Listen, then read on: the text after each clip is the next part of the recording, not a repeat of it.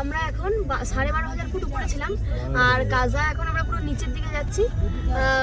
তোমার এখন আমরা 10:30 নেমে গেছি, আর পুরোটাতেই কিন্তু ডাউন রাস্তাটা কিন্তু হেভি রাস্তা। শুভ মাথায় টুপি খুলে নি নাকি? বাবা খুলেছে? বাবাও খুলে। এরা শ্বশুর জামাই মিলে টুপি খুলবে না। আমরা এখানের লোক। আমার বৃষ্টি দিয়ে আজকেও পড়ে নিয়েছে। দাদা কিছু তুই বল, ইনফরমেশন দে। আমি তো সবকিছু এখানে বলতে পারবো না, তুই চালাচ্ছিস, তুই বলতে পারবি। এখানে মেন হলো অক্সিজেন গাছ আছে, গাছ না থাকা নয়, বাট আমাদের অ্যালটিটিউড গেনের জন্য না মনে হচ্ছে বুকটা দূর করছে। হ্যাঁ, বুকের মিডলটা আপাতত শুরু করে দিচ্ছি। হ্যাঁ, পুরো একটু 12,500 ফিট উপরে ছিলাম। বকুল, বৃষ্টিতে এই পুচকিগুলো সবারই ব্রিদিং প্রবলেম আরম্ভ হয়ে গেছিল। অক্সিজেনের খুবই অভাব এখানে, বেশ প্রবলেম হচ্ছিল। বৃষ্টিতে গাছ খুঁজতে বেরিয়েছিল তিতলির মতো। আগের বারে যখন আমরা লাদাখ গেছিলাম, তিতলি বলছিল পিসি একটু গাছ হলে ভালো হয়, একটা গাছ এনে দেবে তিতলি, একটা গাছ দাও।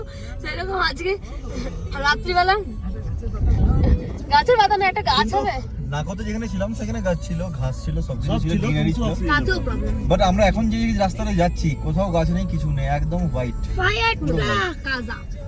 এবার ওখানে কি বরফ পাবো কিনা আমরা খুব মানে এক্সাইটেড আছি, যদি বরফ পেয়ে যাই। কাজাতে হয়তো বরফ পাবো না, কিন্তু স্নো ক্যাপ মাউন্টেন চারদিকে থাকবে, যেমন নাকতে ছিল সেমই হবে। ওই একই হবে, বরফ পাবো না হয়তো, তাহলে কপাল খারাপ। চলো সামনে রাস্তাটা কোথাও